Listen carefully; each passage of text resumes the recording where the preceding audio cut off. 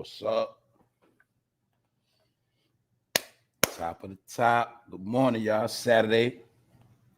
I'm back. Happy to see y'all this morning. What's up, Shayna? I ain't know who was gonna put up this morning. Shout out to the replay game. We back, y'all. What's up, Devin Reed? What's up, y'all? Jamila. Jamila, what are you doing up so early? What's up? Lisa D. Natasha Jordan, what's up? Yo, it'd be funny. Y'all don't be sleeping. Y'all just like me. Look, get up early anyway. Fuck it. We up. Anyway, y'all, we gonna chop it up today. Yeah, I know how to pull up, man. I took last weekend off. We back. Just letting the people pull up. That's about it. Letting the notifications go out. Truly blessed. What's up? Truly blessed. Yeah, y'all don't forget, y'all can share this content on all platforms, y'all. It just does not have to be YouTube. You know what I'm saying? So everybody can help by sharing. Sharing is caring. Salute to everybody here. What's up, Monique Canada? What's up? All right, y'all, David Lee. We're gonna chop it up, y'all. So as long as I know my people here, we're gonna get it started. Yeah, episode 492 for No Fame Live. Don't forget to hit the subscribe button and the all notification bell. All right, y'all. I'm vibing today. We vibing out, man. We're gonna talk about it, man. We're gonna talk about. I'm gonna be talking about what I saw this morning. Kodak Black and TEKASHI 6IX9INE did a song together. Then I'm gonna talk about Gillie the Gump, aka Gillie the Kid, aka Gillie the little kid, aka the rap nigga. Talk about $0 worth of game and street dreams, because a lot of people still got street dreams. But anyway, it's all my opinion, and I'm not gonna disrespect nobody. But at the same time, this was going on, y'all. So y'all know my narrative. Every chance I get, I'm gonna just keep showing you where all this is going. And it's not hard for you to see all this shit is going nowhere. It's going in the fucking gutter. And we just gonna take a look, because it's a lot of people saying some of the same things I'm saying and saying some of the same things that we already know about. That all this shit coming to an end. That's right. Saturday greetings. What's up, y'all? To pull up Saturday for my people. They can't catch the live during the weekday. Shout out to my people from the West Coast that don't be able to get up early when I be up on here. We out here now. Anyway, y'all, let's go. What's up, Dawn? All my people here. What's up, Sassy? I see y'all, man. Shout out to the members, man. Let's go. All right, y'all. So like I say, man, I'm just gonna be cruising today, but I just got some things I want to chime in on. Because TEKASHI 6IX9INE and Kodak Black did a track. Now, like I say, man, I speak on a lot of different topics, and I know everybody's not into every topic, so I definitely like to thank y'all for staying tuned in, even when I talk about dumb shit and people that don't really mean nothing, like these two dudes. Because one is a snitch and one is a junkie, and put them both together, they cartoon characters. Because, like I told people, we are in an era of fantasy where we always been in that. And I just got to show people that rap is not what it used to be. They polluted it. They polluted it a long time ago. So like I said, all we have been watching is the end of the shit. We've been watching the end of raps for the past maybe 5 years now. Like, you know, somebody taking a bath and when they get out, all that dirt being in the tub. Yeah, that's what rap at right now. Yeah, that's where it's at.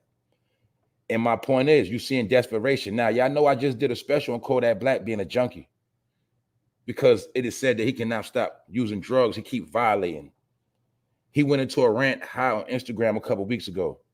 So do you think it's shocking that he did a feature with 6IX9INE? And I heard it was for $1 million. That's what I heard. I don't know if it's a fact, but I heard he did a feature for $1 million. So if you know anything, you should already know a junkie is not turning down no money. You should already know that. But like I said, man, these niggas are desperate. TEKASHI, no matter how much money he paid, he's never fucking going nowhere. And Kodak Black, he might already hit his fucking ceiling. He's done. And that's just what the fuck it is. You know what I'm saying? That's just what it is. So look, it's just a few things I want to show people. And it all relates. Now look Somebody has something to say about their collaboration. Because don't forget, 6ix9ine, he snitched on a lot of black people. See, he's known for being a snitch, but what he did was snitch on a lot of black men. Yeah, that's what he did. And they also said recently they gave him a warning saying he better not bring his ass to Puerto Rico too. But anyway, yeah, he told on a lot of black people. There's black men locked up with kids to this day because of this nigga. But I understand the streets, but I'm just trying to show y'all he is the worst snitch of all snitches. But my point is this: a lot of people still co-signed him before he snitched and after he snitched. But let's move down the line because I'm not here to justify snitches and all that. Somebody has something to say about what's going on today, and it hit right on the head what I be saying. And I want y'all to see this. Why is everyone so surprised? Morals and principles are dead in the streets and hip-hop. It's over, y'all. And our generation is to blame. See, I ain't even know I did an interview with Vlad yesterday. And you should already know I'm bullshitting. No, I didn't. But this looked like some shit I would say, don't it? It's like some shit I said, right?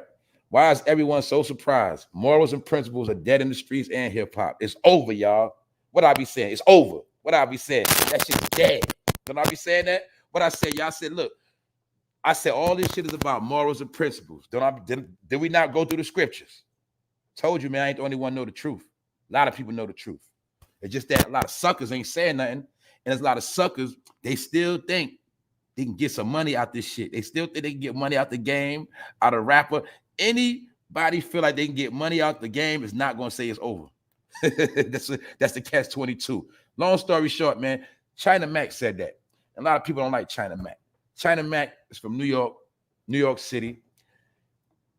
He's, in my opinion, I respect China Mac. He did his time in New York City. He been amongst the Bloods. He held his own. He came home. But what I respect about him is I saw when he first came home. Ever since he first came home, he been on his grind. And a lot of people don't like China Mac neither. And a lot of niggas are racist. They don't like him because he's Asian. I'm going to be honest. All right? I'm going to be honest. They don't like him because he's Asian. Because, see, it's a lot of niggas on the internet. They don't like to see other people doing better than them.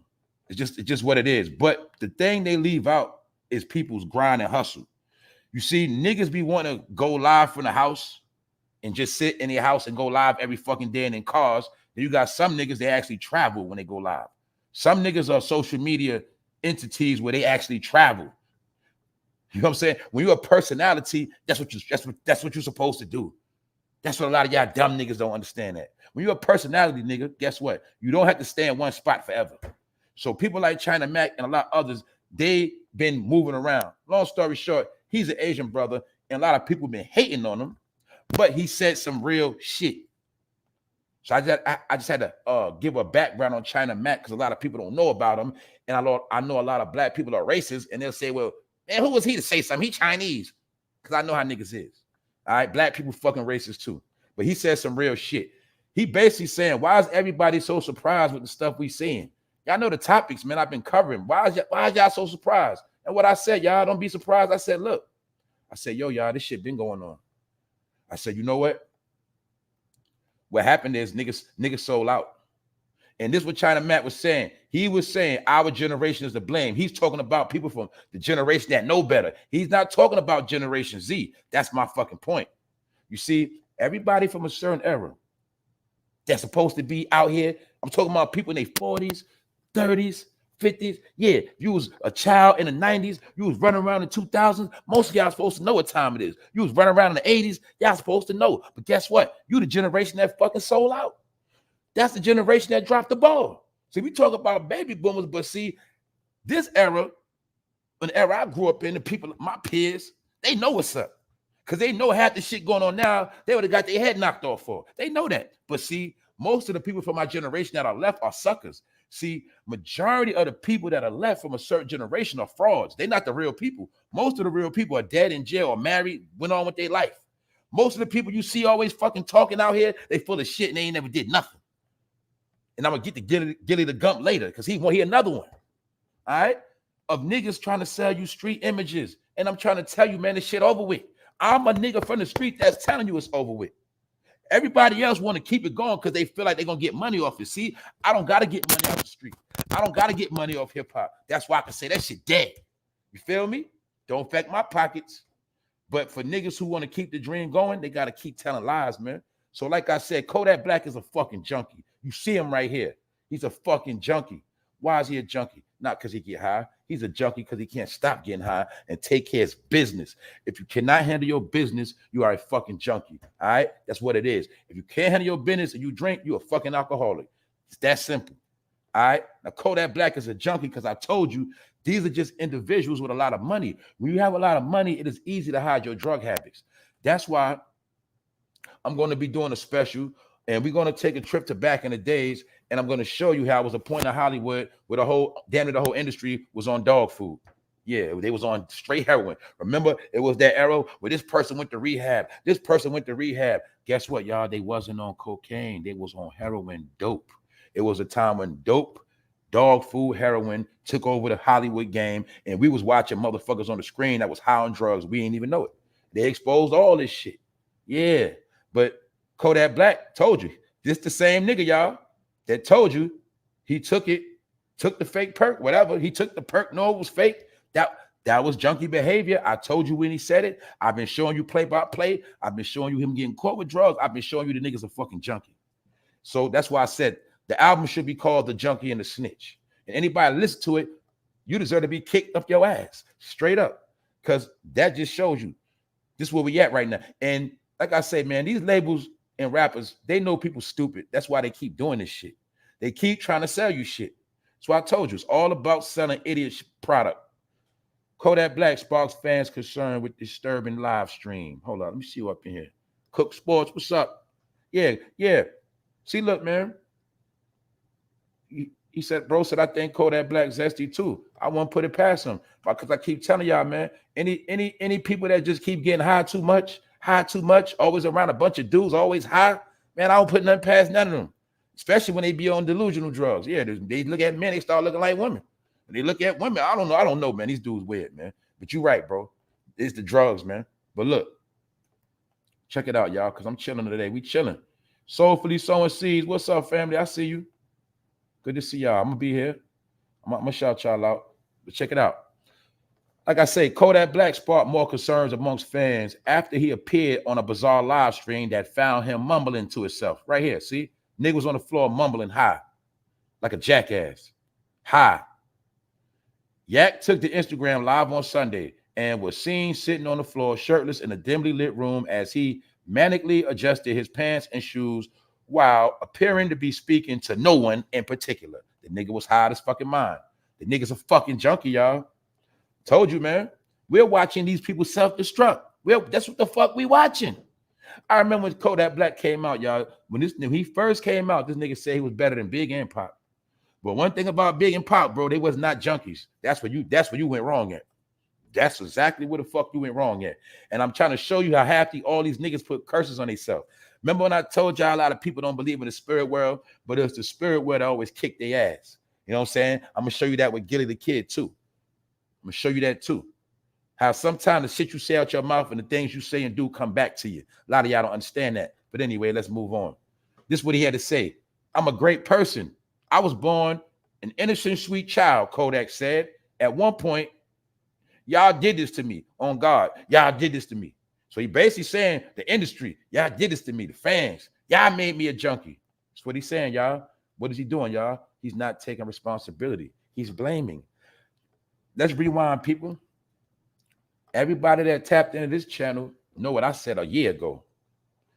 I said, look, the way this shit is going, rapper is going to mean something else. I said rapper is going to mean stupid, idiot, junkie. When you say rapper, it's going to mean a rapist. A rapper is going to mean criminal. I said all this shit. And when you say rapper, you'll see all those different categories under many different rappers. You get it? And this is how they've been creating that narrative. Rapper means weirdo. Y'all know I already told y'all that. That's the new meaning of it. Before, rapper meant he got lyrics, he got bars, he got hooks, he got songs. Don't mean that no more. These niggas ain't got no songs, they don't got no bars, and they don't got no hooks.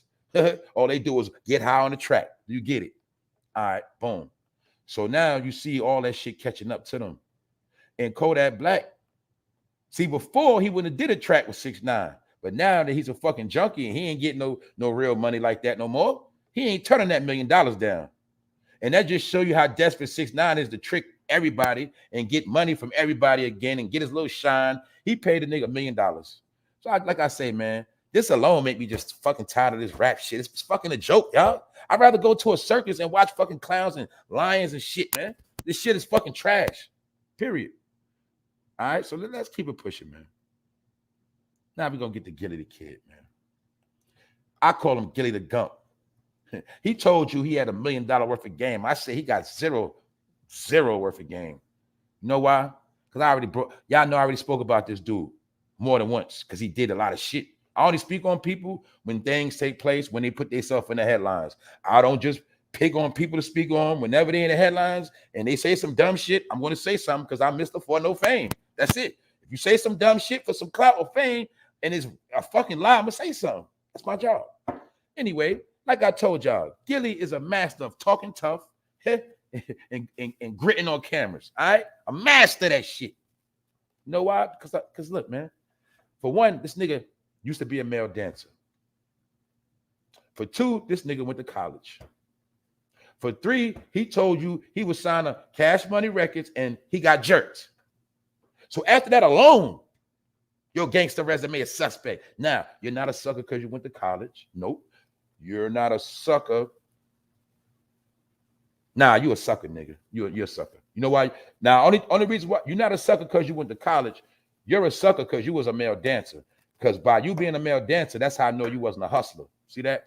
Most of us hustlers, we started hustling as teenagers, 14, 15, 16, 17, 18, 19. You feel me? You from that era, Gillie. So I don't even know how the fuck you was a dancer back in the day because I never heard no shit like that of my generation, nigga. But you put on snapbacks and, you know, little chains and you get in front of cameras and you done trick the whole world to make them think you was a real street nigga, a shooter and a hustler and a killer. Nigga, you got all the game. I give it to you. You're a good talker. Now I'm gonna give Gillie this shit right here. When it comes to that nigga running his mouth, that nigga does have $1 million worth of game because that nigga will finesse the fuck out of niggas' brain. Yes, he's a good talker. Yes, he is. And he finesses grown men that sit there and listen to that nigga.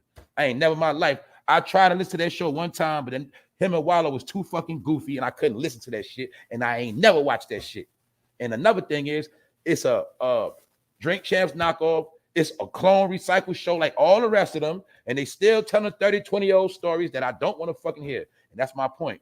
You went to college, you fucking was a dancer, and you was a rapper, and you got jerked as a rapper. And then after you got jerked, guess what? This is what I was trying to tell people. People got short memories. You got to go back. When you go into the early 2000s to the 2010s, a lot of rappers were only sustaining from mixtapes. Gillie is another one of them. Gillie ain't really he didn't have no hits as Major Figures. Yeah, that's us. Nigga, that was like 99. But he dropped a lot of mixtapes. Him, Joe Budden, a lot of mixtapes. It's many rappers that sustained 10 years off mixtapes, but their hits was from back. What's Joe Budden's biggest hit? Pump Me Up, right? That was shit was like 2003, 20 years ago. But people like Joe, Gillie, a lot of others, they sustained off them damn mixtapes. Now that the mixtape shit was over, what they do? Oh, shit. Podcast. Then they ran from mixtape to podcast. That's all they did. But when you talking about hits, major deals on the table, they wasn't having that. Gillie ain't had that in a minute. And remind you, he the same nigga lying and say he chased Lil Wayne. But my point is, how the fuck you got $1 million worth of game? How much did you give your son? That's the only thing I gotta say. May his son rest in peace. I'm not even here to talk about it. So I'm talking about this clown ass nigga. And you can see in the picture, he another nigga got on makeup. I don't know why the fuck you niggas can't see it. Another nigga that wear makeup, man. Told you niggas, man. But the point is, if you got $1 million worth of game, what you give your son? Because your son died trying to be a rapper, bro. And I told y'all, man, there's no coincidence. All these young rap boys keep getting killed some kind of way. And what I tell y'all, man, anywhere it's rap going on, nigga, that shit mean death. Y'all know I said that shit 1,000,000 times. I'm tired of talking about it. Rap means death now, but niggas don't want to get it through their head, which means anytime it's a rap event and we all go, there's no telling who gonna make it back home. That go for me, anybody. That's how I go when you deal with rap now. It's something else. Remember before, rap meant going out, partying, having fun with your people, having a good time. It don't mean that no more, y'all. That's all I've been trying to tell people. They flipped the whole shit. They took our beautiful culture that brought us together and they turned it into a death culture. because the numbers got to be destroyed. If you want to destroy a race, you gotta use all cylinders. You got to use all outlets. And music is the only thing that can enter your soul without permission. So therefore, we have to program them through the shit they love. And that's what they did. And it worked. And it's still working. And it ain't going to stop. Like I told you. But niggas got $1 million worth of game, but they got zero game when it comes to their own family. Like I told y'all. I said it's always the motherfuckers always trying to give you advice that don't even have control of their own household. It's always like that. That's why I tell y'all, I'm just a regular dude that just talk. Don't follow me. Don't listen to everything I say. I don't got all the answers. I tell y'all straight up. I just tell y'all for my opinion. I'm not the smartest. I'm not the hardest, the toughest. I'm just going to try to be the realest. That's what I'm trying to do. All right? Because we in a time where everything is fake, so they make my job easy. And these niggas be selling shit for money, but they can't get a son nothing. Nothing. Nothing. And it shows the respect level you got in Philly. You call yourself Gillie the King? Well, let's see what's going to shake. Gillie the King. Now, look, let's go back to this. Remember when Takeoff got killed? He was the first one that had something to say. He was one of the main people that had something to say when Takeoff got killed. Gillie the King blasts social media blogs after footage of Takeoff's death goes viral. I'm just showing you how the spirit worked, man. He had something to say about Takeoff death going viral. Now his son death going viral. See how this shit work? One day y'all gonna learn about this spirit shit. That's why they say some things is better off left unsaid. And I'm gonna say something else too. And I ain't trying to step on no toes. But y'all gotta look at how sad shit is now. See? You gotta look at how sad shit is. Like, check it out, y'all. This how sad shit is. Like, you got people that make content. They got YouTube channels. Whatever. They don't put in no work, but as soon as somebody die, they on that shit. See, niggas love to spread bad news. Niggas love that shit. It's the same. Niggas turn the internet to the hood, man. It's the same shit. I'm not dissing nobody. I'm just telling the truth. That what? We keep doing the same shit. That's why we don't get nowhere. That's all I'm saying. Now, look, if we was in the hood, they'd be like, yo, come outside. Everybody outside. Yo, you know so-and-so got shot last night, right? Yeah, that shit was fucked up, bro. Yeah, da-da-da-da-da-da. That's how I go. Now the internet the same way. Nigga get killed. Yo, so-and-so. We talk about death on it. Now we talk about how nigga got killed. You see what I'm saying? And guess what? If it ain't a nigga get killed, a nigga ain't gonna go viral. See, a lot of niggas get they best videos now of niggas that die. But see, if it ain't a nigga dying, they don't got the same energy to do no videos. That's just showing you how fucked up we are. We so fucked up. You feel me? Everybody know death equal money now. You see? And therefore, niggas gonna keep pushing that shit. But anyway, guess who's the mockery? Stop blaming the whites. That's right. What's up, family? Stop blaming the whites. Good morning. I hope everyone has a great day. That pit looks like he just took it. Yeah. That's what I'm saying, man. What's up, Big Phil? What's up, bros? Everybody up in here, man. We vibing this morning, man. But I'm just telling y'all, man, y'all gonna see a lot of shit come to the light. Now, remember when, like I said, that whole Takeoff thing was going on, Gillie and Wallow was in the middle of everything. Gillie and Wallow, $1 million worth of blame for Offset and Jay Prince beef. See, when that Takeoff situation happened, Gillie put his name all in that shit. All in it for clout. But see, now everybody's going to get clout off him. And I'm not here to diss Gillie. I'm just saying, all right, you might as well change the name of that shit because you got $1 million worth of game. And I'm only saying this because this nigga lives by this street persona that he always trying to carry. And niggas believe this shit. But my point is, how do you got $1 million worth of game, but how much did you give your son? $2 worth? No, it's a reason why I'm saying that, y'all. I'm saying that because he let his son try to be a rapper, man. That's why I'm saying the whole shit. He let his son try to run around like a delusional rapper, man.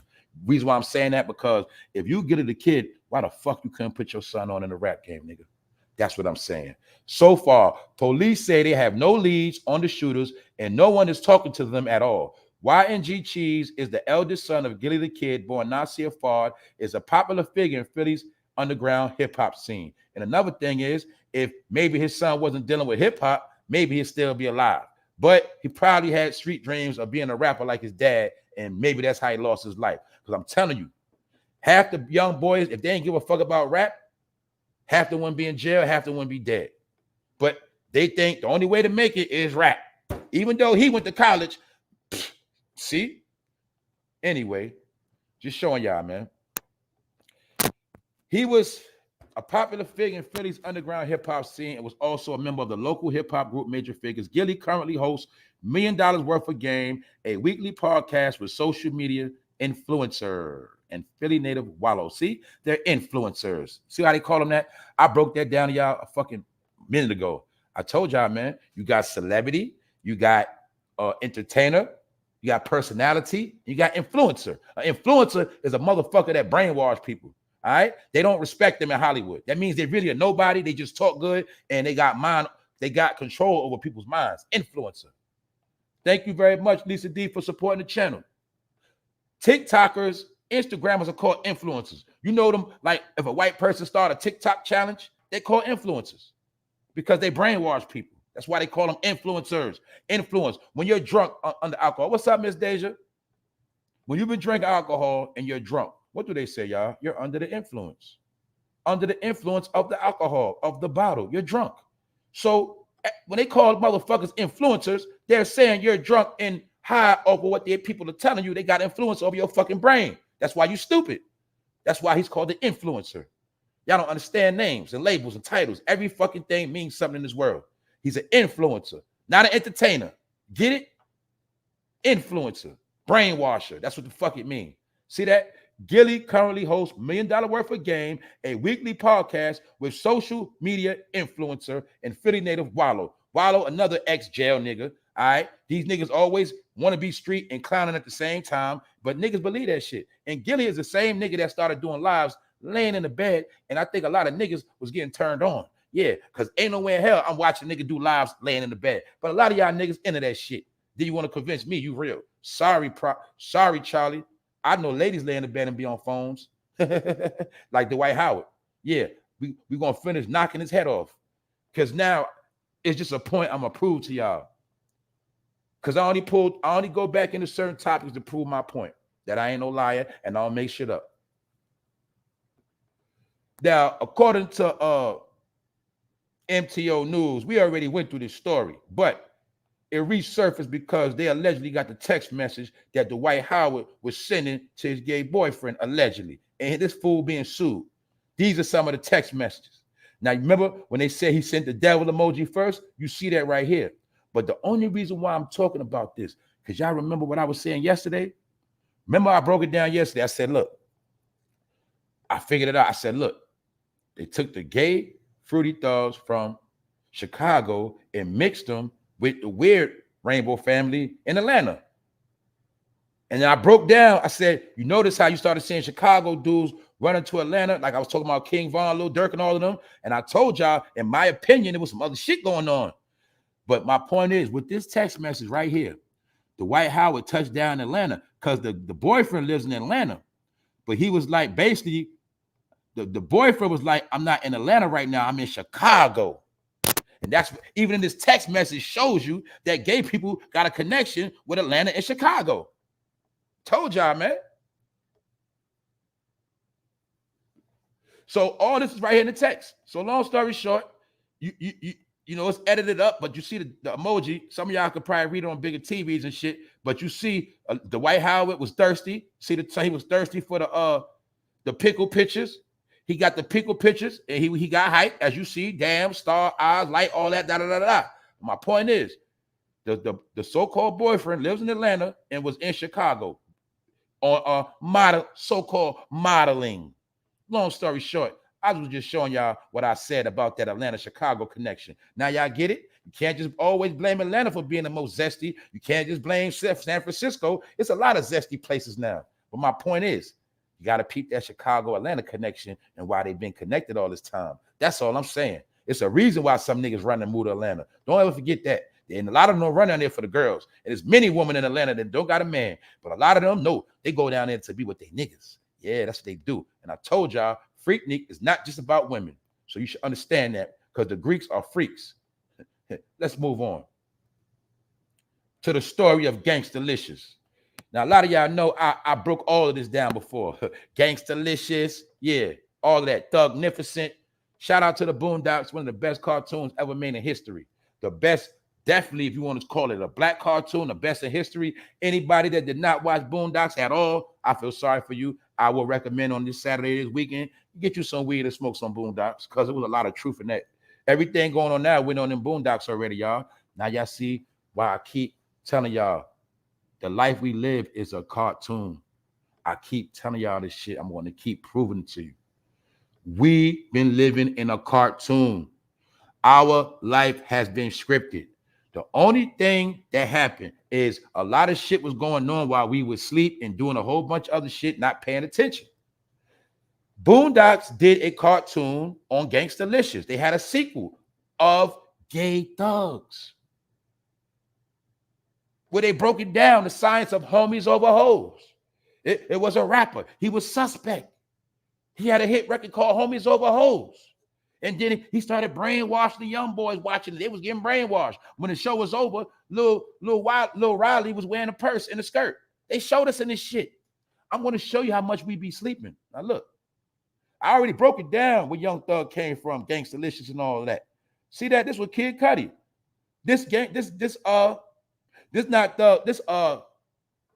Hold up. This the boyfriend of Gangstalicious. We're gonna get into that. But I wanted to show you how all this was predictive programming, y'all. They already, this 10 years ago. Let me prove it to y'all. Because I didn't even realize how long ago it was. Look at this shit, y'all. April 13, 14. That's 9 years ago. So what does that mean, y'all? That means they've been fucking showing us what was gonna go down. They've been showing us already, man. That's why when I peeped game the other day, remember I said to y'all, I said, yo, we got to stop acting shocked. We got to stop acting like, oh, we don't believe what's going on. I said, yo, this shit already been going on the whole time. We just was not paying attention. They was already showing us the story of Gangstalicious, the story of how the men in the future was going to be zesty, and how undercover thugs, zesty. But let's just take a look at something that I want to prove a point, because I didn't realize how deep this shit was, y'all. Let's look. They actually, look, this shit got a fan club. Like, this shit is different. Look, Gangstalicious, look at his breakdown. His real name is Frederick, but his name Gangstalicious. This is also making a mockery of niggas in the hood that are really suspect, but go by all these other disguises. It's also talking about lame dudes who are nerds going around in disguises, but the whole time they're all fruity. Remember I was talking, that's another thing I ain't said about G Herbo yesterday. I've been saw a picture a long time ago, allegedly with him with a so-called you know what in his mouth. I saw that years ago. I ain't even mention that. Yeah, I don't know how many of y'all saw that. It was a picture online of G Herbo with a cock in his mouth. Yes. And I ain't even getting to that part. But anyway, I'm just showing y'all something. Now look, man, the reason why I said that, because don't forget his name was Herbert III. I'm going to show y'all something. Anyway, this Gangstalicious, right? Gangstalicious is supposed to be a gangster thug, made a song called Homies Over Hoes. But the whole time he's suspect. You feel me? And his name is Frederick. But look how they got a breakdown on him. He's African-American. He's from Maryland. And y'all know, some of y'all don't know, but I know DC is very, very fruity. The DMV area is very, very fruity. Yes, it is. But anyway, look, his occupation is a rapper and a criminal. Gangstalicious. Rapper, criminal. Name, Gangstalicious. He's a rapper and a criminal. Do you get it? They was already telling us rapper and criminal was going to mean a gay dude. They was already telling us, or they was already telling us a lot of rappers and criminals are going to be gay. Why? Because that's who Gangstalicious is, a rapper and a criminal. They was already telling us what was going to go down. Look, Thugnificent. He's another featured character. You see him with the puff balls in his hair? You see how niggas started putting puff balls in their hair? Poof balls, man buns. But look, it's right here. Look what his name is, y'all. Otis Calvin Jenkins. See? Like Herbert III. See? A suspect nigga. But his name is Thugnificent, which means he's really a fraud. And he goes around acting like he's a thug and a tough guy, but really he's zesty. Thugnificent is his name. I broke it down and showed you the comparison of Thugnificent and Young Thug. I did all this already. And you'll see this episode came out around the same time Young Thug came out, and they all came out in the Abomination era. Yes, they did. But see, Thugnificent, his real name is Otis Calvin Jenkins, which represents soft dudes portraying like they're gangster, and they're not. And they're zesty undercover. Now look, this is Lincoln. This is Lincoln right here in the picture. That's Lincoln right there. See that? Lincoln. He's supposed to be the tough guy. See, Lincoln's supposed to be the tough guy. African-American drug dealer. See, they was telling us A lot of drug dealers are going to be zesty in the future. See that? A lot of drug dealers right now, niggas going to jail, coming home, niggas getting high on their own supply. A lot of them niggas are zesty. Anyway, unarmed street gang. See, look, it says enemies. Gangstalicious, his ex-boyfriend. Because the story and the plot is Lincoln is trying to kill Gangstalicious because it's his boyfriend. He wants to kill him. And he wants to kill these niggas. You know what I'm saying? Because they're his ex-boyfriends. Let me show you something. See that? Lincoln, ex-boyfriend. Lincoln is the ex-boyfriend of Gangstalicious. Lincoln, look, let me show you something. Hold up. Lincoln is the ex-boyfriend of Thugnificent as well.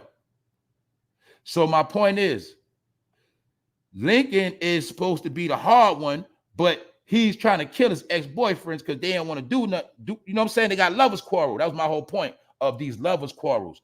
Remember when I told you on this channel, I said a lot of those beefs be going on, be lovers quarrels.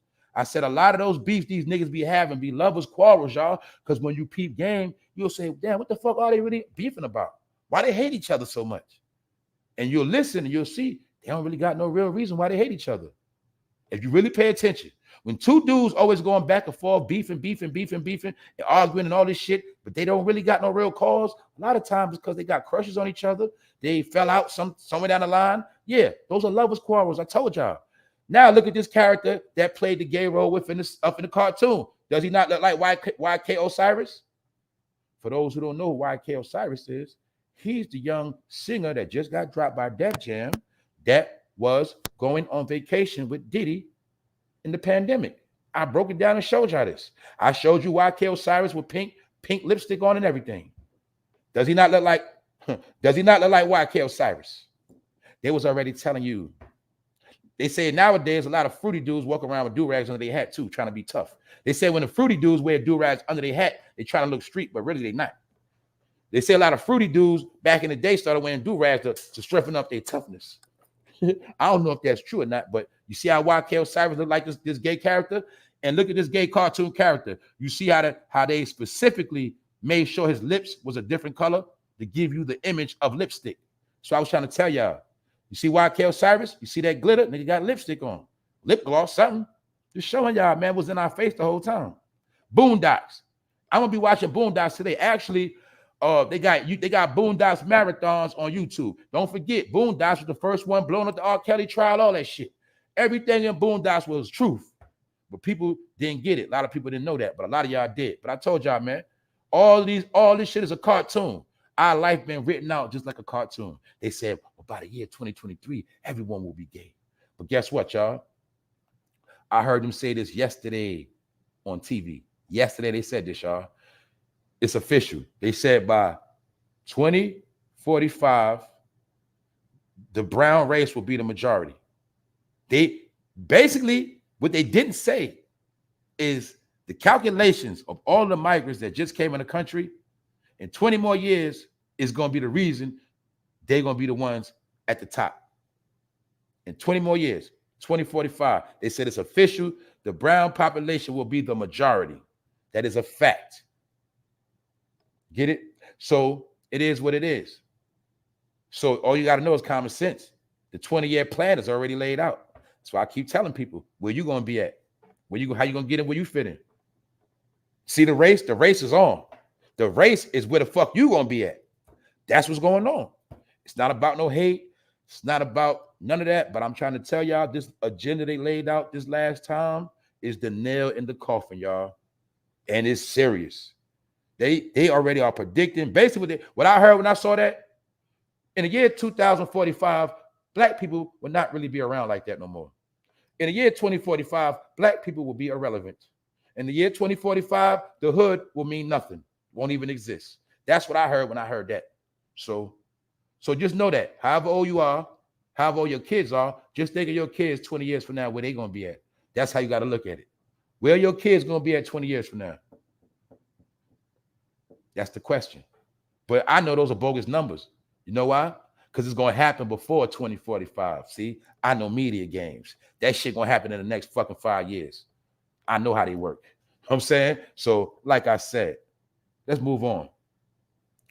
Omni and the Hellcat, a YouTube nigga that was pulling shenanigans to go viral. What did your boy tell you? I'm only bringing this up because to confirm what I told y'all when I said, look, that internet shit gonna be drying up. And I said, going viral, pulling shenanigans, the shit ain't gonna work no more. What I told people, I said, if you depend on this YouTube shit, eventually you're gonna be fucked up. Here go another one. He was very, very big. He was ringing bells. He was getting his fame. You see how it all ends? Fame always run out, y'all. I don't know why y'all didn't learn that yet. Fame runs out. Fame is nothing but a lighter. Fame is nothing but a match lit. That's all it is. That's all it is. A candle. All right. I just want to show y'all. That's why he's a big guy. He fell. You seen Tasha K get sued. You seen the other nigga that was a big YouTuber. That nigga fell. Yes, he did. And a lot of others fell. But they took glory and pride and numbers and views and just doing dumb shit and saying dumb shit. Now their ass is falling. All right. It's that simple. Because if you think you're going to make it in the world of YouTube, you're a fucking idiot. YouTube is a platform by the white man and sponsored by the white man. You come on here, you do what you got to do, and that's it. Hey, whatever. You think you're going to become a star, celebrity off this shit, and your stupid ass got all that money, you ain't invested in shit, that's your dumb ass. Now, the person that will blow up off of YouTube and turn it into a successful business, that will be the first success story. But as long as niggas like him just get money, buying mansions, cars, clothes, you're just going to be another fool because they're going to take all that shit back. Let's get back to this clown. What I told you about this fool. Who called him Jeezy the whole man? Didn't I show you he was Agent Jeezy? Didn't I show you this nigga was chilling with Obama? Didn't I show you he was a fraud? Didn't I tell you about how this nigga Jeezy was with the whole BMF popping bottles? But when it was all said and done, Big Meech went to jail and Jeezy just kept rapping. But look, let me show you the crash. Let me show you how Jeezy ain't shit. Let me show you how Jeezy ain't about nothing because he has no clout. Jeezy says his high-end Atlanta restaurant went downhill after he announced he owned it. It turned into Freaknik. Basically, the nigga business crashed. These niggas' businesses are fucking crumbling. Now, let me break this down again, because once again, you rap niggas are fucking idiots. That's my point. Why every rapper in Atlanta open up a fucking restaurant? When are you dumb niggas gonna learn? Restaurants make money. But when you got people in the hood, see, y'all keep forgetting it is the hood that make y'all stars. It is the people in the hood, low income housing, middle class, whatever you want to call it. The hood make y'all motherfuckers rich. Then y'all open up restaurants, charge high ass prices, and then expect people to come to y'all fucking restaurants. And most of them got bullshit service. That's why I keep telling y'all, you'll see a nigga will open up a restaurant, but a nigga will not open up a supermarket. Niggas don't open up farms. Niggas don't buy land. Why not build your own farm, politic your own deals? All of these black-owned businesses, people black making products, you could be politicking, putting their stuff on the shelf. Why we don't have our own supermarkets? Why niggas always want to have restaurants? And my point is, people do not have money to go to restaurants every day. But everybody, this nigga got a restaurant in Atlanta. 2 Chainz got a restaurant in Atlanta. Lil Baby got a restaurant in Atlanta. You know what I'm saying? Goddamn Patti LaBelle got a restaurant in Atlanta. Gladys Knight got a restaurant in Atlanta. Oh, fucking well. Black people get money, they just open up fucking restaurants. That's it. Y'all niggas are basic. And they be, a lot of times, they be letting them white people convince them to do the shit. Because that's how the white man eat off their dumb ass. Hey, I got a business endeavor. It's a new restaurant we should open up. And the whole time they get them to open it up and they be robbing their stupid ass and then the shit crash. That's what be happening. But I'm just showing you how Jeezy is irrelevant. That nigga restaurant fucking downhill, which means what? These rappers are fucking struggling, period. Let me show you something else, hip hoppers. Big Daddy Kane says Eminem surprised him with his insight on hip hop. And this is what I was trying to tell y'all. That same 10 years when rappers were dropping mixtapes, this is why I say my people keep forgetting this shit, dog. Y'all be forgetting how all the old hip-hop heads was disgruntled. You forget how about all the old hip-hop heads wasn't on the internet. They was hating. They was saying this rap stuff is whack, man. And my point is this. It was a time back when. All the rappers, old head rappers that went against Eminem, they got blackballed. Then they figured out that the only way to eat was you had to co-sign Eminem. And when little by little, you started seeing the old head rappers co-sign Eminem, then you started seeing some of them going on tour and shit. But they all had to bow down to Eminem. This was Big Daddy Kane way of bowing down to Eminem, selling out. You feel me? I'm just being honest. And Eminem is a hell of a rapper, but I understand what this means right here. Big Daddy Kane knows by him kissing Eminem ass, that keeps him in good standards in hip-hop, and he'll be able to get deals and features and shows. Big Daddy Kane says that Eminem caught him off guard with his knowledge. This is what I'm trying to tell y'all about this rap shit, man. A lot of people in this chat right now, you're black. Don't matter because some of y'all not into hip-hop like that. My point is, white people study your culture more than you. So they always are going to be able to intrigue you with your knowledge of your culture because they study it more than you. They study it more than you and me. They've been doing it since day one. Why? Who holds all of the ancient artifacts of the ancestors?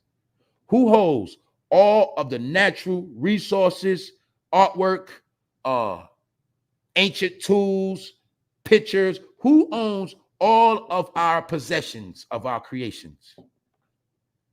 My point is, they always study you. They have been doing it since the beginning of time. And they also understand how to appreciate the shit that you don't. This is why the white people have everything in possessions. They have fars within the museums, everything. And don't forget this one thing. The shit we throw away, they keep that shit. Don't ever forget that. You throw away your records, them real white hip-hop heads, they got all their records. You threw away your CDs, them hip-hop heads, the white ones, they got all the CDs still. I'm telling you, we've been doing that forever. Because they say it's the science when we make up shit in our sleep and we create shit that we don't really care about the shit we create. We just create something else. But meanwhile, they understand that. That's why they hold on to the shit we throw away. Or the shit we don't want, they'll take it and do something with it. That's how the shit always been. That's where the whole saying comes from. One man's trash is another man's treasure. So they tricked us to trash rap and destroy it. Meanwhile, they were preserving it. Now you see who's in control of hip-hop museums, who are sponsoring it, things like that. All this is science, man. But the point is, man, all that rap shit dead, man. So I just pulled up to holler at y'all today, man. Ain't too much going on. It's a dry day because we in a dry time. And like I said, don't make no sense to have $1 million worth of game if you can't give your son nothing, zero. And I don't understand how you got so much game anyway. But I need to know why you ain't teach the world about how you went to college, bro. Why you ain't ever good? Did he ever get into his college stories on there? You know why I'm saying that? Because I'm the one to tell you the real shit. If I knew better, I would have took my fucking ass to college. Now, whether I'd have still been selling weed on campus, that's another discussion. But I would have took my ass to college. Because going to college is the first way you get your ass out the fucking hood. That's the first thing you do. And guess what, bro? It was a time in college, you can still do the same thing. You still can have sex with women on campus. You still can smoke your little weed.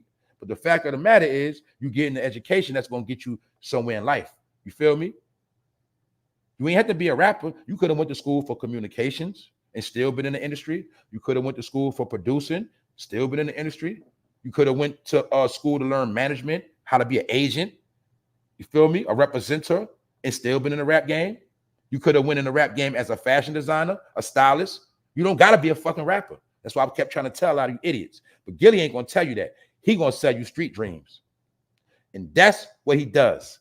Nigga went to college. Nigga told you he was a male dancer. And on top of that, he told you he got jerked by Birdman. What rapper is going to tell you he got jerked by a nigga and that nigga still walking around? He didn't even smack Birdman because he know what time it is. Then he lied and said Lil Wayne ran from him. That got exposed. But I told you, Gillie is the master of talking nice shit for niggas who are intrigued with the street. And only people that haven't been in the street will always be tricked by niggas that ain't street. That's just how it go. All right? But like I said, Gillie played the industry games too very well. And he knows how to play the game. So, may his son rest in peace.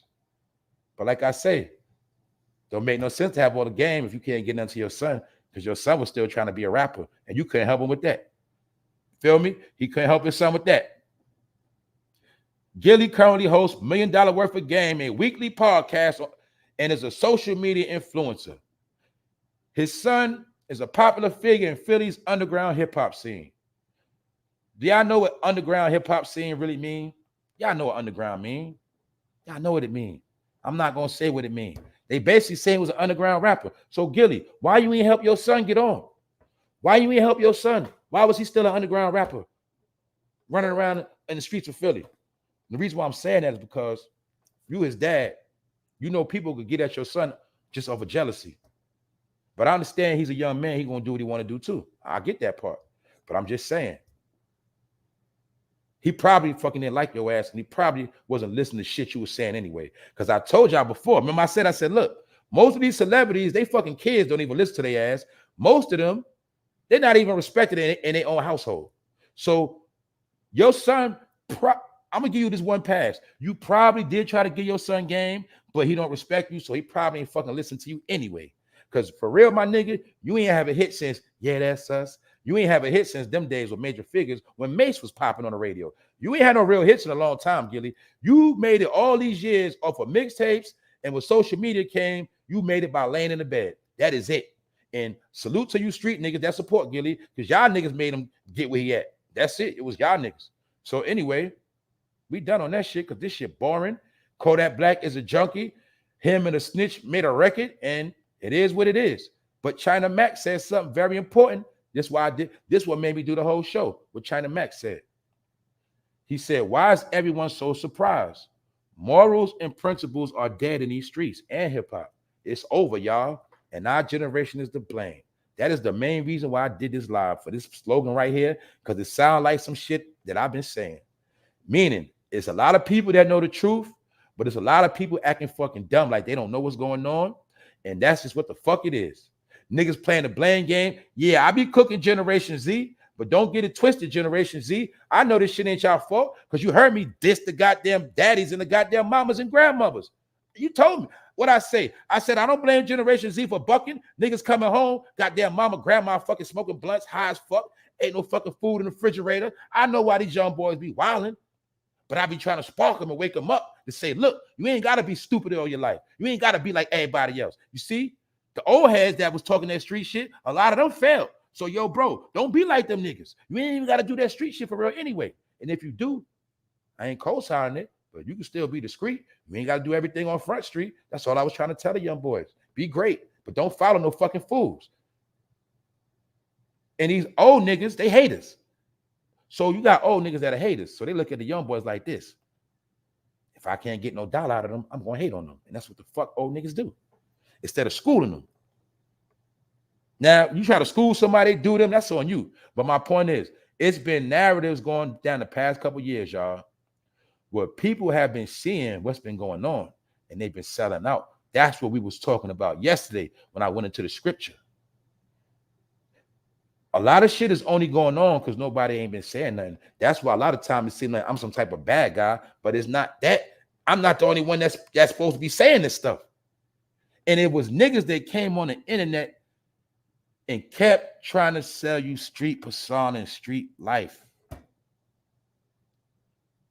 When I first came out, I told y'all from the rip that street shit was over. And I was trying to tell people that without stepping on toes, because I understand people make money off the streets. I understand that. But my thing is, I ain't here to lie. I ain't here to play. When it comes to us and when it comes to real shit, I'm not playing with that. I clown on other shit, but when it comes to the people or whatever, the situation at hand is what? They already said people about to be wiped out, the ghetto about to be erased. They already said that and proven it. As long as that shit going on, I'm always going to be serious. Because I have to watch this shit. I have to watch people be wiped out.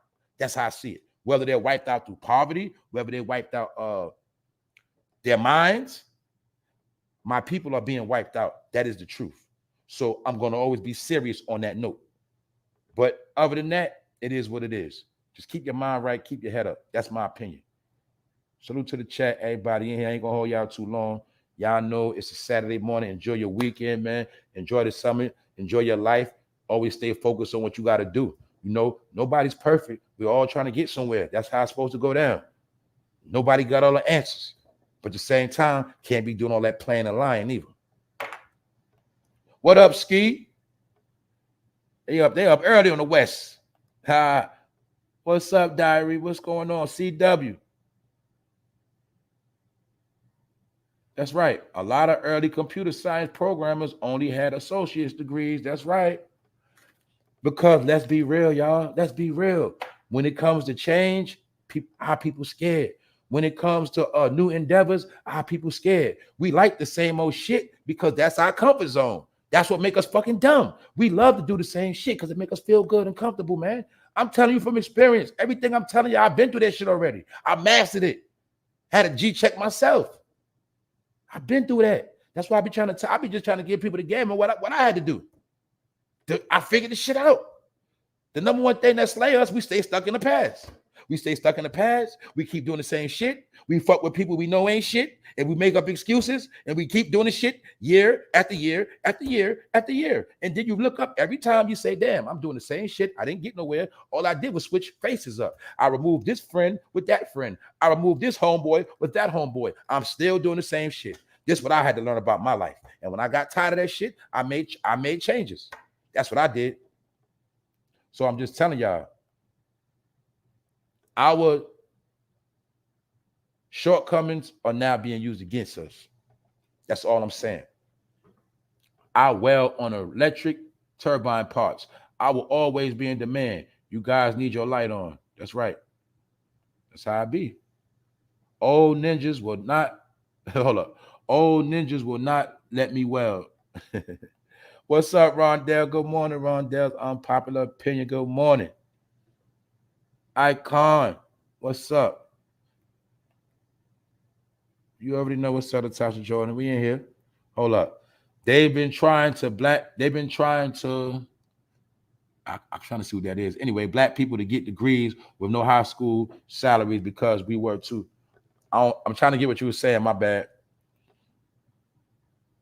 Hold up. Thank you very much, Brian Tisdale, for donating to the channel. Thank you very much, bro. Thank you very much, family. Thank y'all. Thank all of y'all for even pulling up this morning and taking time out of your Saturday. I just wanted to come up and talk about them little topics real quick, but I'm not here to talk about Gillie, his son, and all that. I was talking about Gillie, not his son at all. I'm tired of covering brothers getting smoked. I'm tired of that shit. And I already know whenever it's a young brother getting smoked, somewhere it's gonna be fucking rap involved. Either they got smoked at a party, or if they got smoked somewhere else, they're gonna say, well, he was an inspiring rapper. Either way, rap is gonna be in a fucking murder title some kind of way. It's gonna be in a story. Hope y'all peeping the shit, man. Rap means death. It's that simple. It's a rap, right? They wrap you up in that sheet and it's over. That's what it's called. A rap means it's over, right? When they film it on Hollywood, they say, cut, it's a rap. Now you get it? Yeah, when you're a rapper, you about to get wrapped up. It's over. What up, John Shaft? What up, bro? You know what time it is. What's the word? Let me see something, man. Let me see something. I'm gonna do something different this one time. Do something different this one time. Hold up. Saturday. I'm gonna switch it up. Like I say, man, the junkie and the snitch. This is what they still selling. Why are they still trying to make music? TEKASHI won't get it through his fucking head. Bro, nobody's buying your fucking music. And you still have to watch your back for the rest of your life. TEKASHI, somebody might crack you in the head with a cane when you like 67 years old. You ain't never gonna get away from this shit. And one day somebody gonna get you for real, for real. That's just how I see it. You will forever have to duck and dodge and walk around with fucking costumes. I don't know why you keep trying to be a rapper, bro, but I understand. See, you want to stream so you can sit in the house and collect checks. That's why you're trying to keep them songs going, because you need money, nigga. And you know one thing is, you can't go back to regular because your life is going to be real hard. That's about it. And like I say, Kodak Black is a junkie. That nigga was sitting here rambling out his fucking mind. And guess who he blamed for him getting high? He blamed y'all for that shit. I'm a great person. I was born an innocent, sweet child, Kodak said at one point. Y'all did this to me. On God. That's what he said. He said, y'all did this to me. Y'all did this to me. Y'all made me pop these perks. Y'all made me take fake perks. You made me drink lean. You made me drive with guns and even though I ain't got no fucking license. You made me get caught with them perks. He said, y'all. See how niggas always blame people for shit? Told you, man. That's why I don't fuck with niggas. I don't fuck with niggas. They blame, they snitch, they tell, they make excuses, they fucking cry, they do everything but fucking man the fuck up. That's why I don't fuck with niggas. It's a reason when you hear me do lives, you don't never hear nobody in my background because I be by myself. Some of y'all probably figure that shit out. I don't run with niggas. You ain't never hear a nigga in my background. Not especially not when I'm working. Nope. That's chill time, nigga. We kick it. You know, I'm doing that, man. No, that's my problem. A lot of y'all hate yourself so much. You hate to be by yourself. You fucking hate yourself. You in the crib ducking mirrors. The fuck is wrong with you? It's okay. That's the problem. Take responsibility for the shit you say and do out your mouth, man. Nigga, you a junkie on your own. Nobody make you do that shit. Niggas always blaming somebody. They always do that shit. You made me do this. You made me do that. No, it was your fault. Niggas love that shit. Some people keep people around just so they can blame them. I'm saying that's a fact. King Hannibal. That's right. Energy vampires every day, all day. What's up, y'all? But hold up. Anybody got something to say? Anybody want to chime in? I'm gonna do something different today. I'm gonna drop the link for a minute. I'm gonna drop the link in case anybody want to pull up. But if nobody don't pull up, I'm about to get out of here. You know what I'm saying? I'm gonna tell y'all straight up. I'm just gonna switch it up for a minute. See if anybody want to pull up on the stage. I'm feeling the hype this morning. You feel me? What's up, Randy Clark? I told you. That's right, bro. We already told them everything already. All I do on this show every day is repeat the same shit I said already. Because it keep going on. That's it. So like I said, I'm about to get into some other things, man. I said it a while ago. I said, look, when the game slow up, their money gonna slow down. When they shit slow down, the social media platforms gonna slow down.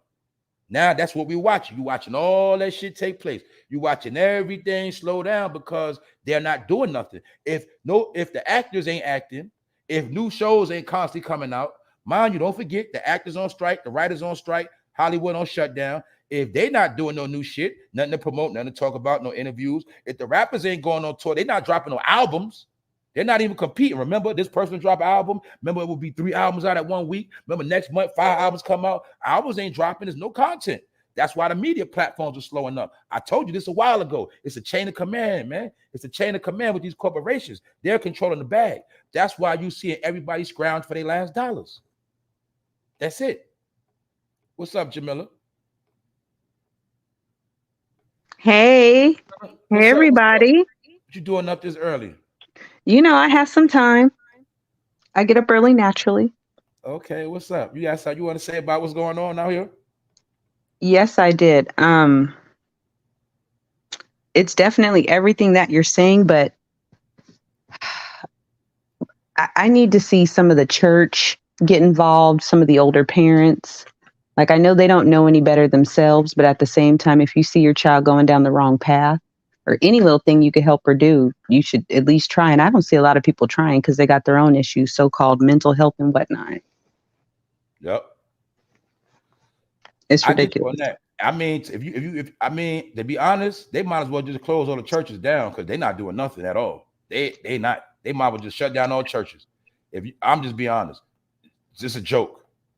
I don't remember the last time I saw a preacher. I'll be honest with you. Brian Tisdale, salute family. I don't remember the last time I saw a preacher on the ground. You know what I'm saying? I don't. So your device is not connected. I see you backstage, bro. Yeah, my point is, we all know that we don't even see no preachers on foot. We don't see no churches moving.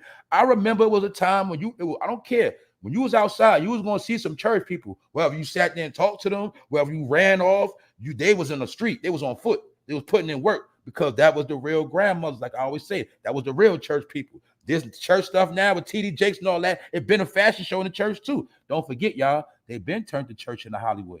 Because remember, young people, we go to rap concerts. Old people, they go to church and listen to the preacher rock the mic. And they put on their fresh clothes. You feel me? And they sing and dance. Church is a show. That's what it's been the past years, a show. It has nothing to do with nothing. That's why you ain't never in your life heard no preacher break down Revelations, not once. If I'm wrong, correct me. What's up, Shayna? I see you back there. Hold up. Let me clarify the situation. What's up, Shayna? Hey, y'all. I just want to come through just to clarify. It's not all churches, but you're right. It's the majority. And I can tell you for a fact, my pastor, I won't reveal him. Maybe you'll hear about him a little later on my own. But he has made it his business every May to have mental health awareness panels with actual social workers and psychologists within my church. We actually do have an outreach fund, and we're able to see it at the end of the year and the beginning of each year. We know where our money goes. So you're right, it's not all churches, but too many boule people have really All infiltrated right. the church and gave us a bad name. All right, let me And I'm clarify sick that. of Let me, it. let me let me clarify that shit. Let me clarify something. The small churches are the real churches. All right, Right. most of them. The small churches. Facts. When you see a small church, and those are the real churches. All right, those big mega joints, those are concerts. Let me Facts. clarify that. Let me clarify that. Because the small churches that really be struggling going through it, a lot of those are financed on their own. They do the real work, and the preacher really got love for the people. He's not even focused on all that other stuff. And yes, those are the main ones that do the community work from the heart. Then you got the big churches, they do community work for clout and tax write-offs. They only gonna come out when it's beneficial to them. You know what I'm saying? But the real churches always put in the work through many different programs in the community, like Shayna was talking about. So yes, thank you. And let me clarify that. Also, let me pull up who else back here. I see Fox CCW. All right, what's up, y'all? Hey, what's up, everybody? Hi, What's up? ladies. Hey, Shayna Boo. Hey, what's good? Would you like to say something about what's going on out here?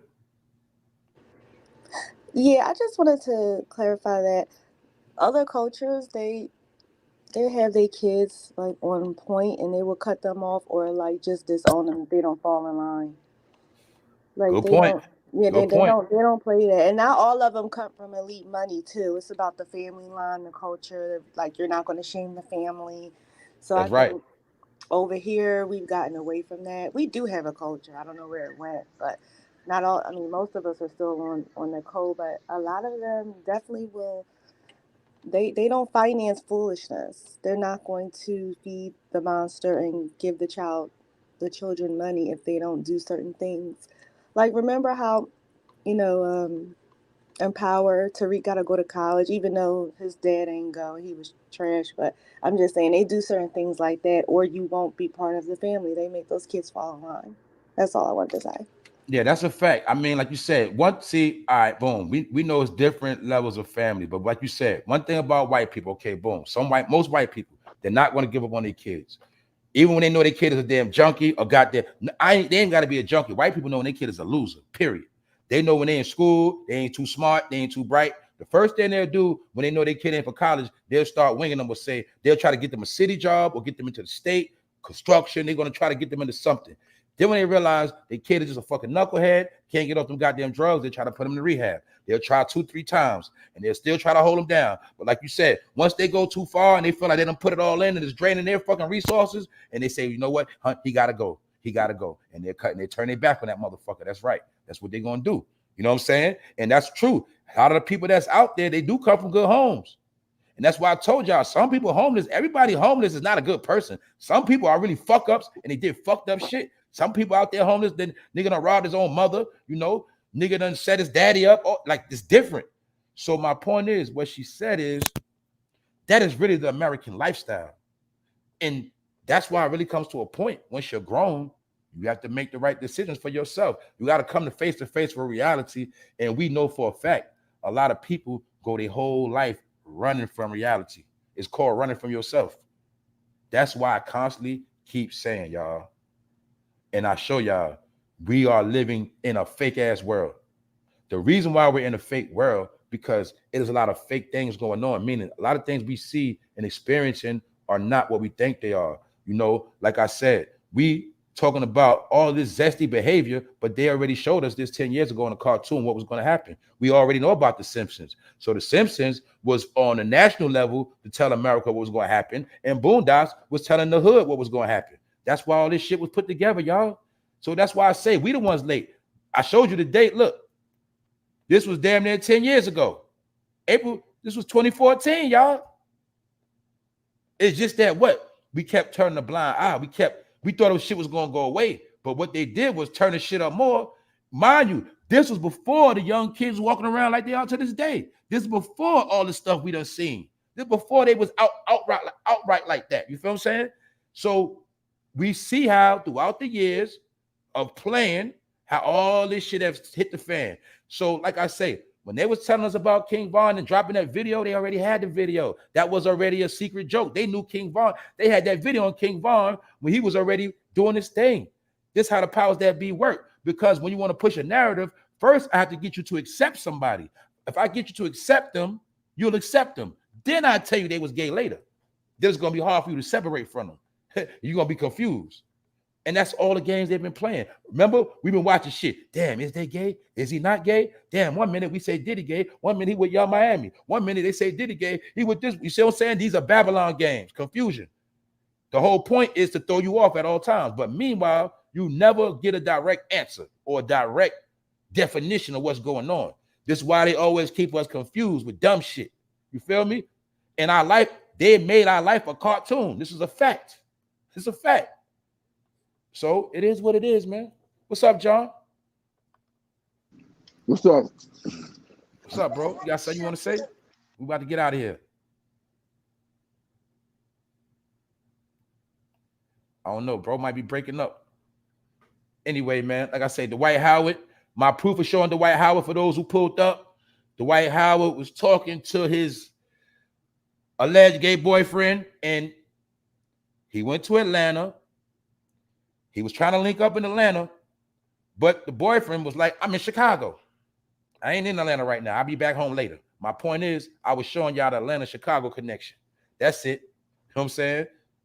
Who else up on here? Icon Vaughn, what's up? Hey, good morning. Good Can you guys morning. hear me? Yep, Okay, okay. clearly. Yep. Good. Okay. Sorry. But first and foremost, I would like to say to you, Porno Fame, thank you for coming on to this platform and, just speaking your mind, you know, for the men and for the next generation, because we definitely need more people like that. And for me being a female, it's kind of hard for me to find spaces and people, especially in my community, that have the same type of mindset. So I definitely want to say that. And also to all the other Thank you. females, I want to thank you guys, no problem as well, for coming up and speaking, your truths as well, because I see a lot of males on YouTube doing this, but I also feel like we need more females on here speaking and doing the same thing. So I just want to put that out there, and I'm very appreciative for this space. But as far as this Tekashi and Kodak Black thing, I find it kind of weird, but then again, I don't, because if you think about it, they have both been incarcerated. Kodak did get pardoned. So who's to say that they don't have something going on in the background, or some type of undercover, Thank you. CI, type of thing going on low key, because not everything is what it seems. And sometimes you really have to take a step back and see things from a different perspective, and understand that not everything is what it seems like. And I keep repeating myself because that's so pivotal, because it's true. And I just love waking up and listening to you in the morning while I'm working out and just getting things done, because it motivates me, and also reminds me that I'm not crazy. You know what I'm saying? Like I am saying, Thank you. and I'm sorry That's for my getting whole emotional, purpose. but What you just said is my whole purpose. I'm not the only one that think like this. I'm not the only one that be feeling like this. And that's my whole purpose. Like I told people, my whole thing is confirmation. I'm not here to tell you shit. Most of the stuff I'm talking, y'all already know. I'm talking to the people that been thinking the same thing, seeing the same thing, knowing the truth, but you're trying to tell people, people ain't listening, they think you fucking crazy. And I'm gonna want to let you know, no, you're not crazy, you never was. It's just that when you come in with the truth, you become an outcast. You gotta accept that. You gotta accept that once exactly, you yeah. are in reality, you can't play them dumb games no more. And you gotta let them be. That's just the hmm truth. That's the Yeah, and whole it's thing of the hard matrix. because you have to let people go, and then you find yourself That's right. alone, That's it. but to be able to come to these platforms and be able to listen, even though I don't know you, but to be able to be in the chats and just be able to relate and comment and have like my own little tribe. Sometimes I think that, it's okay that sometimes my family and people that I love the most don't agree with what I'm saying and the topics that we speak on your platform. Like I've been listening to you for a very long time, like back when you weren't even in, the triple digit episodes, Mhm, like back when you mhm. were in the 20s and stuff, you know what I'm saying? Thank you. And I was just like, wow. And then I'm like, this guy's from New York, it was just so dope, so I just appreciate you and I want you to just keep going and just know that you definitely have a supporter out of me and I appreciate you. And but like I said, this Kodak Black and Tekashi thing, I think there's some other underlying things that's going on with it, and I believe that the song is gonna pop. I mean, Kodak, he's just coming off the heels of doing that remix with Doechii that just blew up. That what it is, ho, what's up, you know? So Yeah, I mean, I definitely think it will get a big push. And you have to think about it, it's the industry. I mean, they're pushing Sexy Red. If they could push that, why not 6ix9ine? I mean, he's been doing it. I mean, has he really fallen off? So I mean, it's all a gimmick, and like we know, it's just one big stage, and they're just playing on it. You know what I'm saying? Like everyone has a position they yeah. have to play, and It it's is a one big big stage. It chessboard. is a You big know what I'm stage. saying? That's what I'm trying to get people to understand. It's a big stage. They're nothing characters. You see people. This is where people get fucking lost at. See, they look at Kodak Black and 6ix9ine, right? And they don't Hmm. understand. Gillie is in the same family. He's just another character. That's all it is. They all one family. Like I said, anybody know about comic books? You got Marvel comic books. You got DC comic books. Each comic book got its own characters. And that's just what it is. You're not going to see a DC comic character in a Marvel comic book. You're not going to see a Marvel comic book in a DC comic book. But the truth is, they all come out of comic books and they're all characters. That's what I'm trying to tell you about this rap game. They're all in the same game and they're all characters. They're just on different sides, but they all play the same game. That's how it goes. That's why Gillie can't come on. He's going to come and say real shit, but there's certain shit he's not going to say because he can't say it about certain people. He's also going to pick and choose who he talks about. He's not going to talk about Puffy. He's not going to talk about Jay-Z. He's not going to talk about Snoop Dogg. Get it? Certain shit he's not going to say. But he'll talk about a low-level nigga that ain't about shit. Yeah, he'll talk, but they play the same game. Y'all got to understand that, man. They all in the same shit. They're under the same umbrella. They all characters. Pick one. They all got scripts to fulfill. So on that note, thank y'all all for pulling up. Thank y'all, because like I said, I ain't gonna hold you up on Saturday. Anybody else got something else they want to say before we go? I just want to thank you, Fame, because you ain't have to be here. Thank you very much. Thank all y'all. Like I said, this is a Same. virtual community. That's why when people see it say community guidelines, some people don't get it. This is a community. You know what I'm saying? This is the neighborhood. This is what it is. This how you work on the internet. Yeah, I got my own community. That's what it is. We got our own community. That's how it's supposed to be. So understand this is what everybody else does on the internet. All other nationalities, this is what they do. They come on here and they build. They get stuff done. That's what they do. Entertainment is entertainment. But at the end of the day, if you always in entertainment, that means your life is a joke. So therefore, maybe that's why things don't never change. And on that note, man, I Oh, just hey, think Fame, I want to just say uh-huh. something really quick. It's Foxy. Salute to everybody on the panel. Hey, And thank you so much for having your morning session with us. This is what we need to hear. It's unfortunate with Gillie's son. But I don't know if it was Shane or somebody mentioned about people coming out in the church and like being street soldiers again. That was Wednesday me. was so Salute, Real Johnson. Wednesday I had went out into the city. I'm in New York. Wednesday was my birthday. So there was some white people sitting next to me, but they're in the Bronx, and I'm looking at them like, why are they all the way up here? So I'm looking, and they have on these aprons that says God warrior prayers or something to that effect. And so I had like a headband that had said happy the birthday girl. So anyway, they make conversation with me, and so I get to talking to them, and they're like, yeah, we come up, we live in North Carolina, but we come all the way up to the Bronx to do outreach and just pray with the people in the in the hood basically. And I'm like, oh wow, that's deep. And she's like, yeah, and this is just something that they do. They go throughout the different parts of the state, and they do their missionary and keep it moving. And I'm like, I had said this a couple of years back, like we need we had once upon a time called the Guardian Angels here in New York City, where it'd be a group of guys that would go on the trains and just like pretty much watch over the people, make sure that there's no, you know, rough housing, no type of violence going on. And it's not happening now. Everybody wants to mind their business. You know, if you say something, somebody might say something back to you, and then it's a problem. But you know, it's like humanity's just kind of falling apart, and it'd be other people that still uphold being nice to one another, and it'd be us going at it with each, you know, going at it, you know, oh, what you looking at, or what you looking at, type shit. You know what I'm saying? And it's like, come on, like be easy, be friendly. You know, you don't know if this person needs help. Like be a human servant first and foremost. And I want to add in, I want to chime into that. The reason what's going on, we got this is the main thing I want everybody to understand. Most people have been reduced to savages. All right, it's just what it is. People have been reduced to savages, which means they don't have no more compassion. They only see things one way. Everybody's for self. Right. Everybody's trying to. Everybody's in fucking survival mode. So therefore, when it comes to feelings, emotion, respect, people do not comprehend that at all. We have to understand that when you got a basket of fruit, and long story short, that apple is fucked up already. There's nothing you could do. Once the fruit starts spawning, there's nothing you could do but throw the shit out, y'all. And we got to understand the main thing we have to do now is just separate ourselves. We have to separate ourselves from people like that, and that's just it. You got to just see, when you see shit like that, you got to just walk away. You can't even entertain shit like that, because you got to understand that this thing on the earth is bigger than you, and there's already a plan that's going to handle that.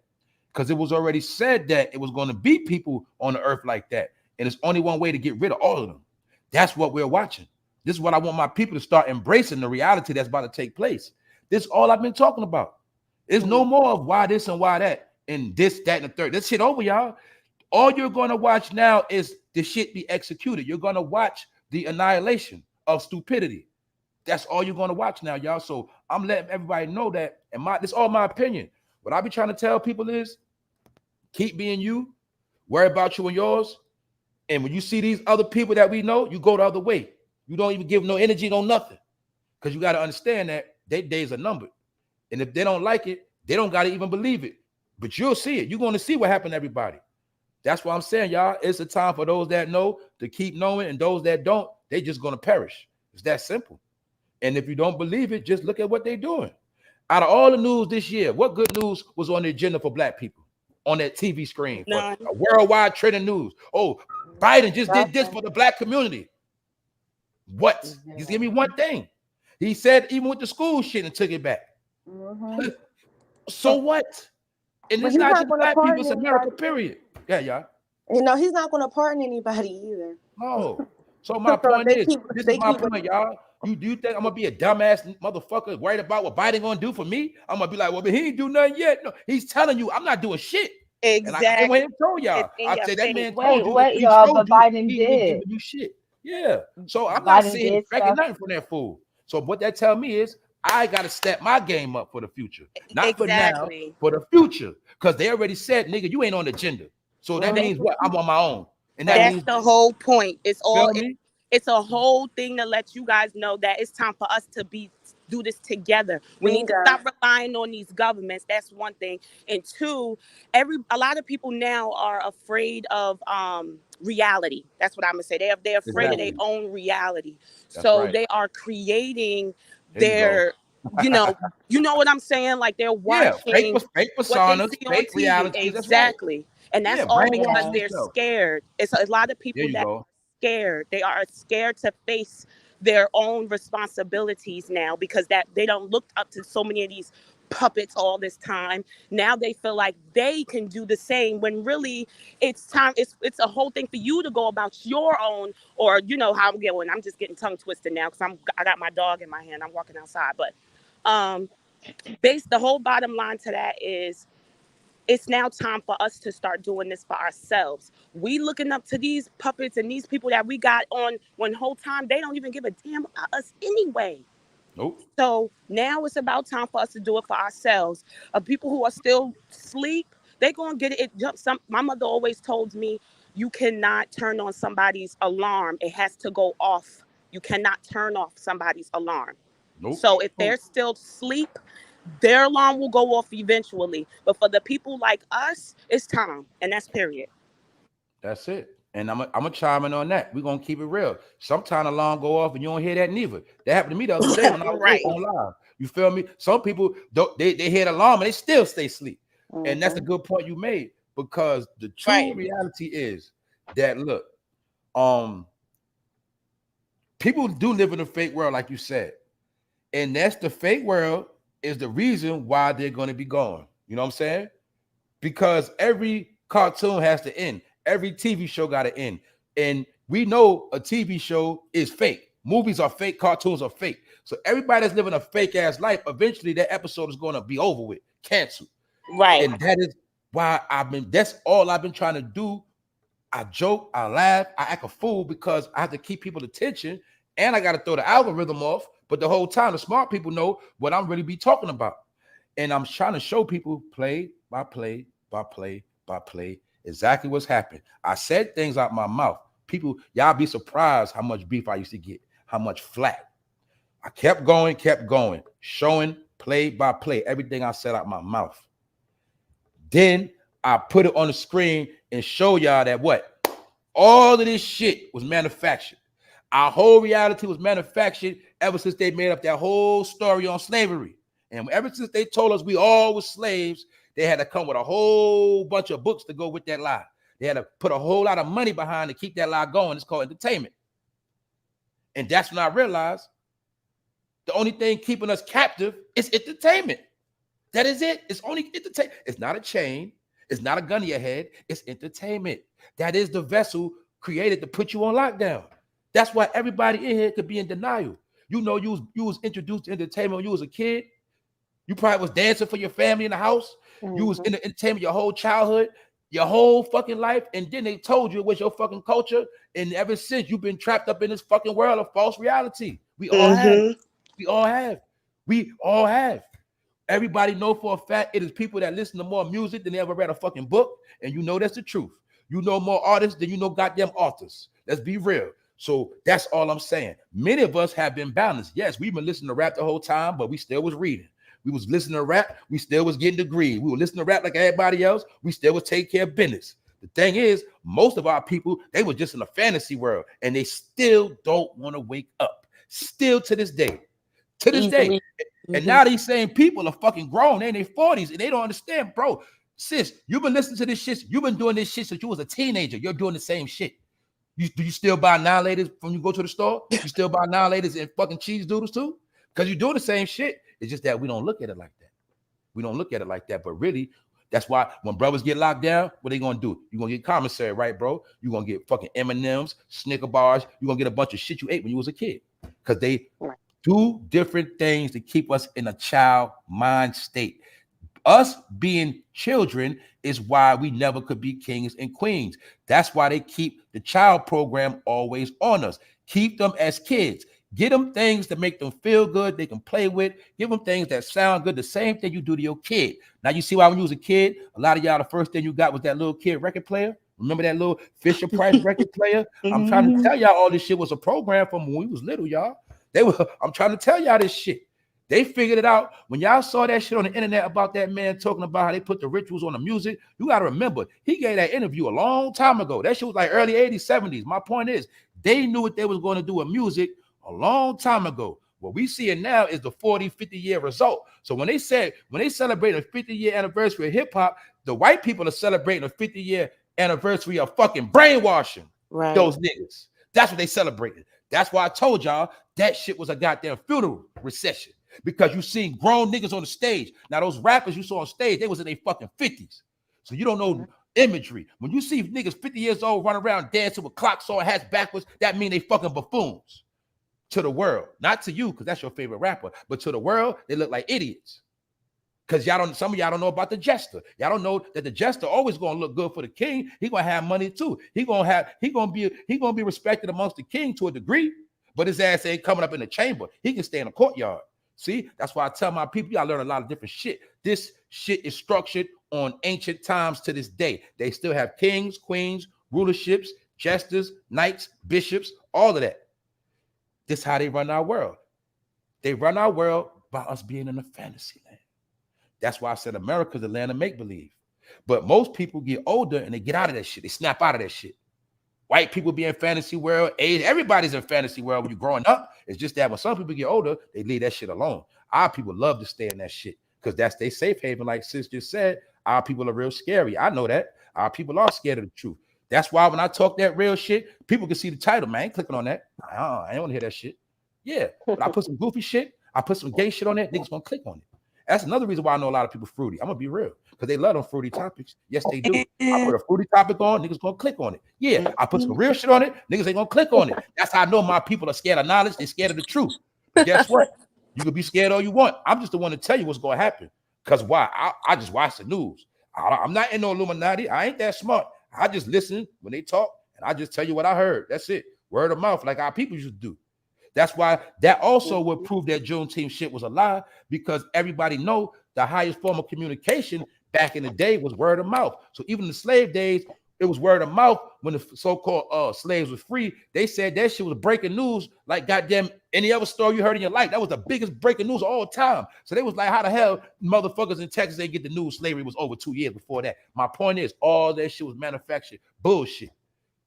Get it? And like Shayna said, and like y'all said, they pay people that are black to keep the lies fucking going, even though they under oath and know the truth. Their job is to keep that shit going, because Master made sure he put leaders and gatekeepers over the community to watch and spy and report.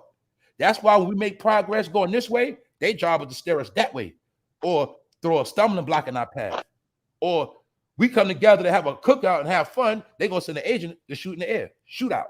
That's what they do. Because the crime is for us to come together and just be on some regular shit the way we used to be. You know what I'm saying? They don't like us coming together, man. They don't want it. That's why it's so much money and resources backing that shit. The money, the war is virtue. The war is mental. So all the money that goes to is to attack your mental, attack your psyche. They're killing your fucking brain. They're killing your mind with visions, fake ass trends, and fake ass goddamn personas. Because they That's want how they win the war. like that. Killing your That's mind. the minute you rebellious, you don't fall in line, you're automatically, you're trying to do the right thing, they automatically trying to either, KIL you off, or they trying to put you in a psych ward or something. Y'all got to understand that they are pushing to have us sit in this position like this, like how we are. Once when you use your brain towards them, it's a threat. You are now a threat. Y'all gotta understand that. So that's all it is with that. It's all like common sense, y'all. Common sense. Why? Think about it. Think about it. How come these people are rich? Why they can't get on the platform and talk shit like I do? Why they just can't say whatever the fuck they want to say? Why they can't do it? They got money, they got big platforms, they got millions of subscribers, everybody tuned in. Why they can't say? Why they always got to tap dance on shit? Why they got to always bite their tongue? Why they always got to pick and choose what they say? Why they just can't be like me? I ain't nothing special. I just fucking say what the fuck I want and don't care, because I ain't gotta lie. I'm not trying to make friends on some, I need their money. I need their money, so I don't want to offend the people the wrong way because I need that money. But see, that's what they do. His job is to keep selling you the fucking streets. Keep selling niggas false images. And niggas be still believing this shit. I don't understand niggas. How the fuck were you in the street your whole life? You're grown and you still want to hear the same street shit that you already know, that you already heard. You already experienced it. Why the fuck you got to keep it? Why do people love to watch movies with the same shit? I don't get our people. They love the same old shit. Niggas love this. You ate fried chicken when you was a baby. You still eating fucking fried chicken every fucking. That's my point, y'all. We are not mature, man. We are in this bubble that was created for us. We eat shit called soul food that was made for us. Everything we fucking do was some shit created in a fucking lab. Man, we fucking guinea pigs, and it's sad, but it is what it is. It is what it is, y'all. So guess what? I don't lose no sleep over none of this shit. That's why every now and then what we do, we go in the scriptures, because we have to be reminded that all these things have to take place. So all those who are already in good standards, you in good standards because you're supposed to be in good standards now. So that's why I'm trying to tell people, everybody that's straight, you were supposed to be straight. That is your blessing. Everybody going through hell, you have fucking curses on you. And it's up for you to get the curse off you. That's on you. You know what I'm saying? Other than that, that's just my opinion. That's how I see life for me. You feel me? And That's it, man. We ain't gonna drag this out. But I definitely want to appreciate every last one of y'all for pulling up. And I'm really, really trying to get more brothers involved with stuff. That's another reason why I know what be going on. You know what I'm saying? Just being honest, and it's sad because even with the brothers, either brothers going too hard or they going too soft. Right. A lot of brothers didn't master balance yet, man. Brothers didn't master having balance, man. That's how I know a lot of brothers still gotta find themselves. It's sad, man. That it should be like you said, it should be more people on the same shit. This shit is crazy. So that's why my channel is looking like it's female dominated. Nah, it ain't that. It's just that females open up their mouth. That's it. Females don't gotta sit act like they don't see shit. They don't gotta perpetrate like they fucking hard. They ain't gotta keeping up fucking personas like niggas do. Niggas put up personas, put up all this front shit. Because a lot of brothers don't know how to dress another brother. They don't know how to, men don't know how to be men no more. I mean, this shit is sad. Right. Well, you remember that intimidate you or make you feel a certain way. That's sad, bro. Because at the end of the day, me talking loud ain't nothing but a front. It ain't about shit. Anybody know me? I talk, you know what I'm saying? Real respectable, real low, all that. But my point is, men are boys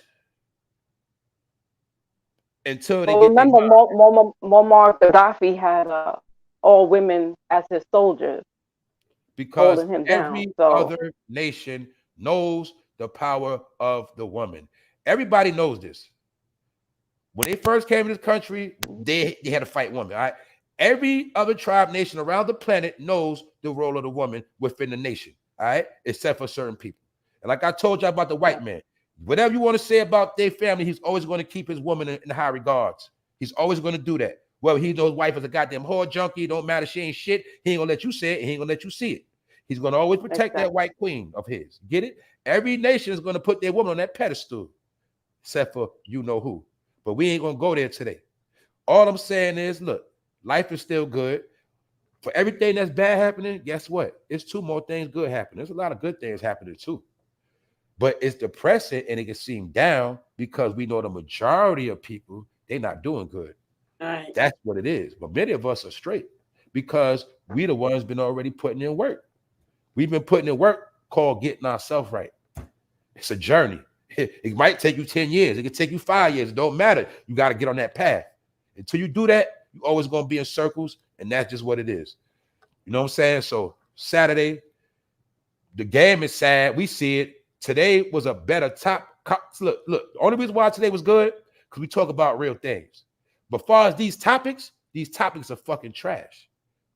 It just is what it is. It's just more rap bullshit that ain't gonna do nothing. But help some niggas get some views today and shit like that. But Monday should be back to the regular scheduled program. Get it? That's it. And don't forget, if somebody don't die, it really ain't nothing to talk about, is it? No, it ain't. That's how some people look at it. So anyway, like I said, Gillie was talking about people speaking on Takeoff when he died. And now people talking about his son that died. So I'm just showing y'all how this shit go down. On that note, Photo Fame Live, episode 492. This how we do. Thank you very much, Shayna, for pulling up. Foxy. The name is so low. What's that say? Darielle? Yep, you said it right. All right, Darielle. Yes. Salute to y'all. Everybody in the channel, everybody in the bushes, everybody catching the replay. Thank all of y'all. More to come. Y'all stay tuned. And shout out to everybody that's doing their thing. Enjoy your Saturday. We out. Love you, fame. Bye, y'all. Bye, y'all. Bye, y'all. Thank you.